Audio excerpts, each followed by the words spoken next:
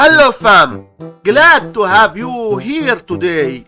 Here is what happening in this video. We have this problem 4 to the power x minus 3 to the power x equals 7, and we want to get the value of x. The problem might look difficult, but it becomes easier if you break down the number 7 into two numbers such as 7 times 1. Next, you are going to break down 7 into the summation of 4 plus 3 and express 1 as 4 minus 3. And now we have the difference of two squares form, which can be written as 4 to the power 2 minus 3 to the power 2. By comparing both sides of the equation, it's clear that x equals 2, and this is our final answer for this problem. Thanks for tuning in. Don't forget to subscribe and like.